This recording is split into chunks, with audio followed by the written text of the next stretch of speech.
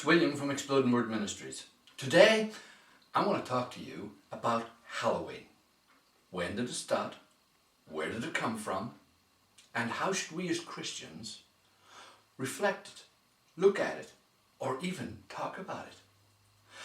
Now, for many people, the concept of Halloween is that it's completely and totally pagan. Some even go as far as to say it's downright evil, especially as there's witches, monsters, boogeymen, and really scary masks. But taking all that to one side, when we get into the history, we find that the ancient Celtic festival of Samhain, the proper name for Halloween, Samhain, was actually a New Year festival. Yes, all of these spooky going-ons existed because the ancient Celts believed that it was a time of change from one period of the year to the next, and at that time the veil between the living and the dead became less, so that it was possible for the dead to travel back and explore where they used to live, what they used to do, how they used to enjoy life, and reminisce. And so that's exactly what it was about. It was a festival where people could reminisce about their ancient loved ones who are dead and passed on, and consider the possibility that they might also be able to come and join them. It was a time of feasting, of rejoicing. Special foods were made. Nuts, berries, different types of broths. Everything was designed with a festival in mind. And of course, you left a little bit extra over in case your house guests might be hungry. But taking all that to one side, let's look at one thing immediately. Why do we still celebrate Samhain today, even though we've changed its name to Halloween? Well, the answer to the question is that people still recognize the ancient ways, especially among the Celtic peoples. And sorry, but we get everywhere, us Celts. Nothing we can do about it. We're in Ireland, Scotland, Wales, parts of England, different aspects of France, and wherever you find people from those countries, you're going to find Celts. It's even been suggested that some of the Galician cities that Paul would have wrote to actually also descended from Celtic peoples. So you see, we've been around, we get there. And so we bring some of our customs and experiences with us. But what about this custom, this Halloween custom? How bad is it? How difficult is it? And as Christians, should we totally shun it and turn people away at the door that come trick-or-treating? Or should we perhaps understand what it's really about and use that knowledge as an opportunity to teach? I kind of back the second one, because that's what I'm doing now. I want to tell you a little bit about the customs itself and where it all came from. And funny enough, while if you're looking up the internet, history books, encyclopedias, or talking to your Brenda, the whole concept is that most of them will tell you that around 2,000 years ago. But that's not when it started.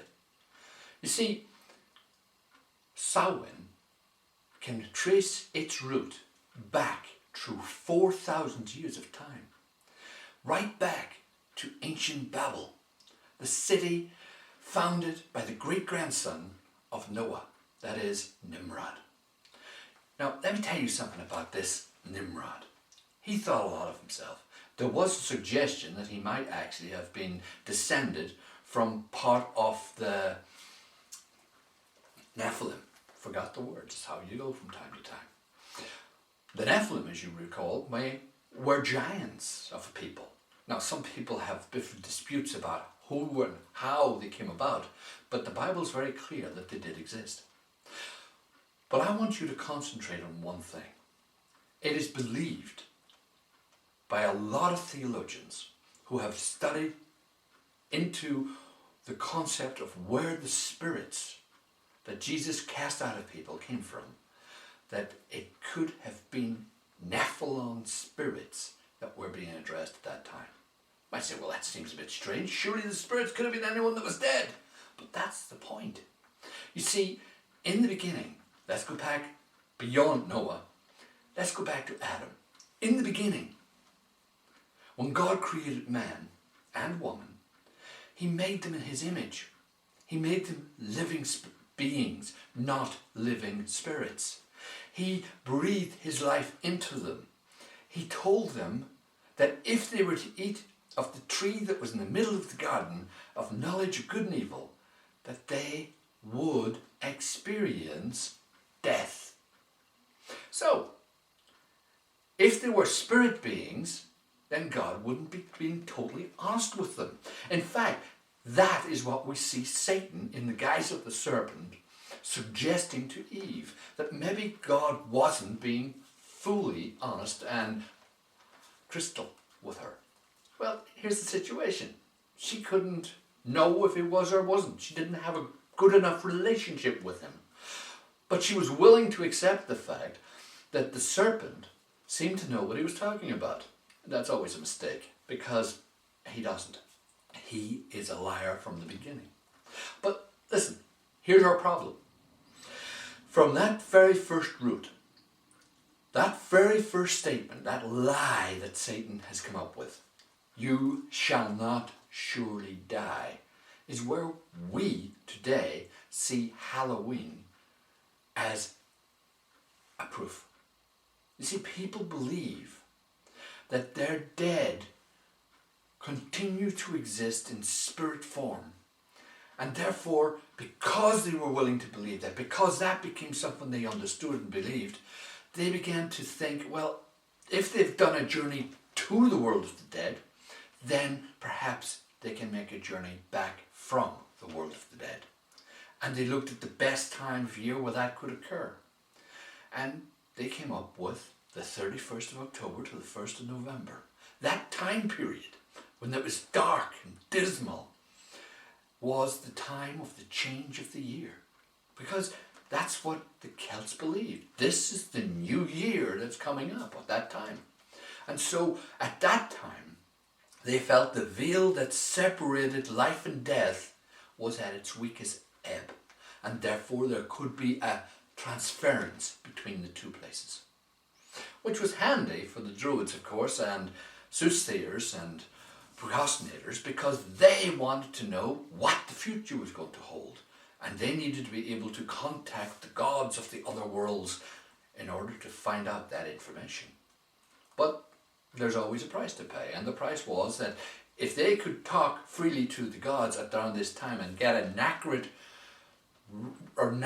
forecast of what the coming year was going to be, then the spirits who have just left, especially the ones who have just left, would find their way quickly back into the land of the living to explore and see all the things they had left, to see loved ones who they still remembered and saw how they've changed, and maybe wonder, are they still mourning me, or have they forgotten about me altogether? In fact, that was one of the concerns that people had, because they believed that if you didn't commemorate the death and remind everybody in the family about the person who had died, that the spirit might come back, take offense, and start being mischievous around your house. That spirit could blight your cattle, kill your sheep, maybe make a child sick, or even kill it altogether. So, to avoid all of these things occurring, you had this situation whereby all that had to happen was they celebrated when the dead returned. They would have a party for all intent and purpose. They would light big bonfires to welcome them. They would do all of these different things to encourage them to be in a party, festive mood, a celebration. Of course, the celebration was twofold. It celebrated the end of an old year and the beginning of a new year, and it also celebrated the ancestors who may or may not have been with them at the time. So that's where Samhain has come from. And today, we recognize it as Halloween. But Halloween has adapted many of the cultures and belief structures of many of the different nations that it went to over the years. And today, yes, it's very, very, very commercialized. But where do we stand with it? Well, the situation is, Halloween is a pagan festival. It represents a lie. And that's something we have to understand. It represents a lie. It represents that people who have been dead can retain understanding and knowledge and a desire to participate in the things of the living. And this is contrary, completely contrary to everything the Bible teaches about death. So we need to understand that. We need to know that there is differences. So let's explore it another way. Let's ask the question, how should we approach when people participate in this and they come to your door trick-or-treating? Well, I have a very simple philosophy on the thing. Have someone in, give it to them, pass yourself, and remember, the children don't understand. But perhaps there's an adult with them.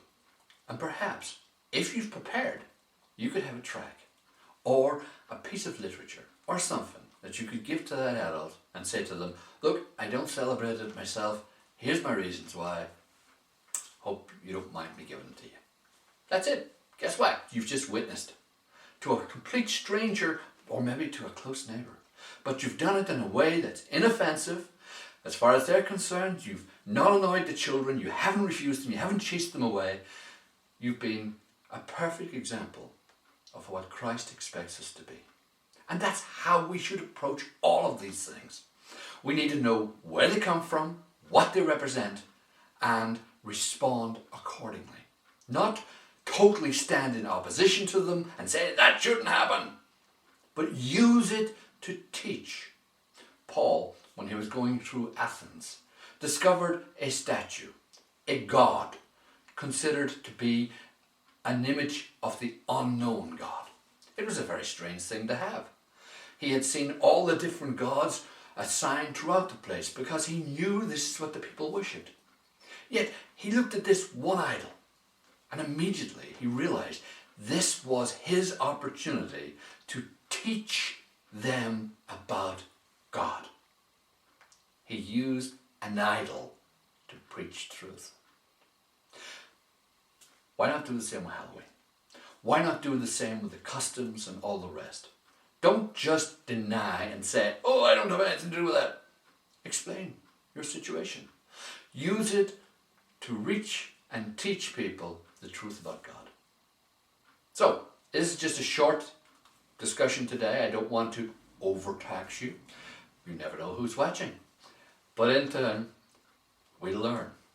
Till the next time. This is William from Exploding Word Ministries. See you later. Bye.